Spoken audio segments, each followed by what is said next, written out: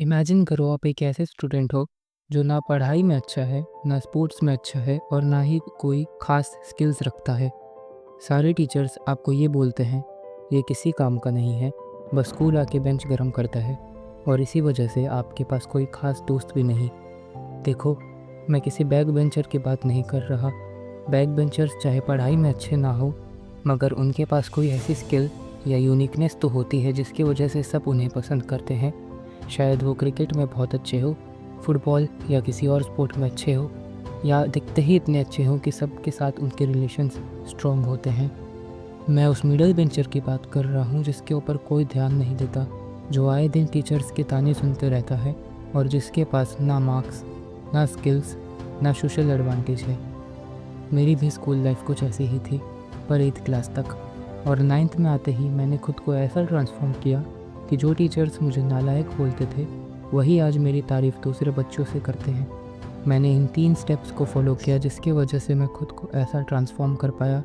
और मेरा दावा है, अगर आप भी मेरी तरह ऐसी प्रॉब्लम्स फेस कर रहे हो तो वीडियो लास्ट तक देखना। इस वीडियो के ख़त्म होते होते आप वो एवरेज स्टूडेंट नहीं रहोगे जिसकी किसी को परवाह नहीं। अगर आप इन 3 स्टेप्स को अच्छे से फॉलो करोगे, आप भी बन सकते हो एक perfect student. Step 1, academic comeback.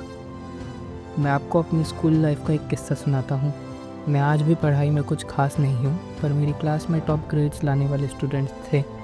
एक बार मैंने अपनी एक क्लास के टॉपर से पूछा, भाई तू कितने घंटे पढ़ता है?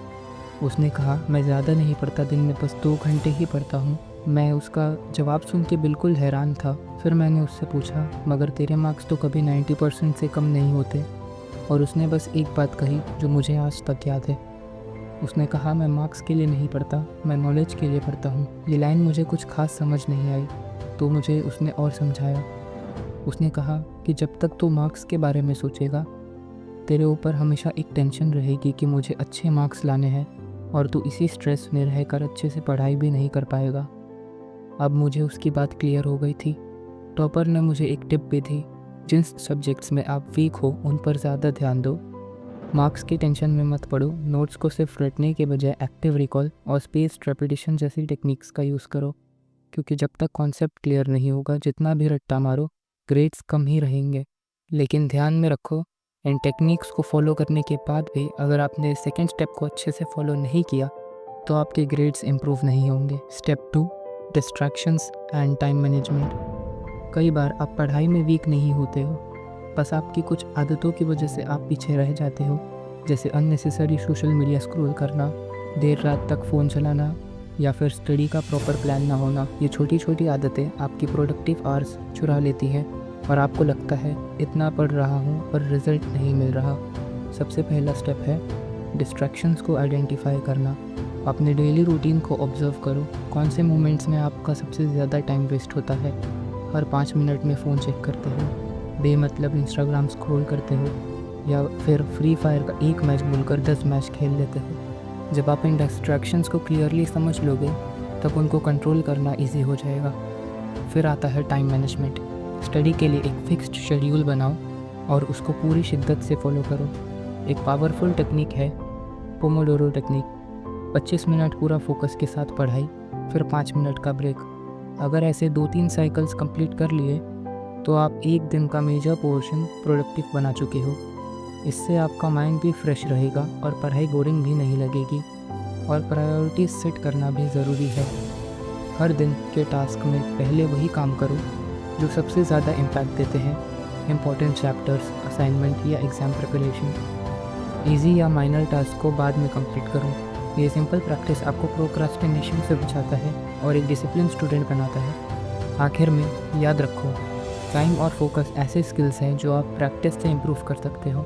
जब आप डिस्ट्रैक्शंस को कंट्रोल करना सीख लोगे और अपना टाइम वाइजली मैनेज करोगे, तभी आप अपनी फुल पोटेंशियल अनलॉक कर पाओगे। डिस्ट्रैक्शंस आपके रास्ते में ऑब्स्टिकल नहीं, बल्कि आपके कंट्रोल में होने चाहिए।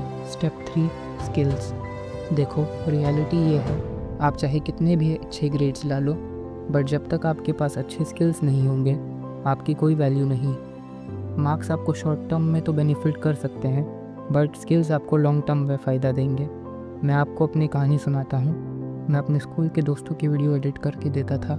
मेरे स्कूल में सब अपने रील्स एडिट करवाने मेरे पास ही आते थे और इसका फ़ायदा ये था कि मैं दूसरों के साथ अच्छे रिलेशंस बिल्ड कर पाता था, जो मुझे कभी ना कभी तो काम आएंगे ही।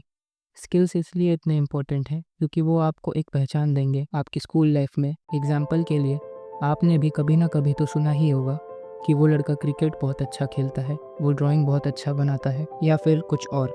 वैसे ही आपके पास भी एक ऐसी स्किल होना बहुत ज़रूरी है जिसकी वजह से आपकी कुछ वैल्यू हो।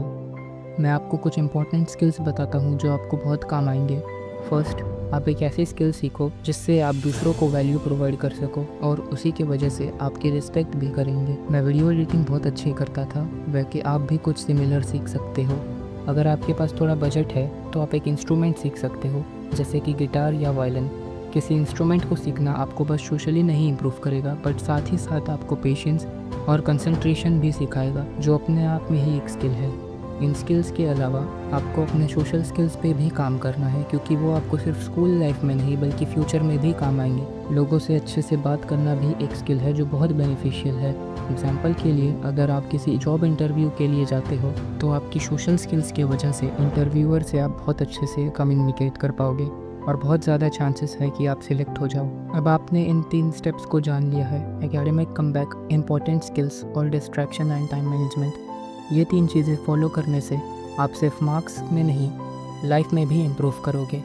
याद रखो, सक्सेस सिर्फ टैलेंट का रिजल्ट नहीं है। It's about smart habits, consistent efforts और अपने आप पे ट्रस्ट करना। आज से एक स्टेप चूज़ करो, छोटे से शुरुआत करो और ग्रेजुअली अपने लाइफ का लेवल अपग्रेड करो। अगर आपको ये वीडियो यूज़फुल लगा, लाइक और शेयर करना मत भूलना और सब्सक्राइब करो ताकि मैं और ऐसे टिप्स लाता रहूँ। कमेंट में मुझे बताओ कौन सा स्टेप आप पहले इम्प्लीमेंट करने वाले हो। लेट्स ग्रो टुगेदर और बन जाओ अपनी क्लास के टॉप स्टूडेंट।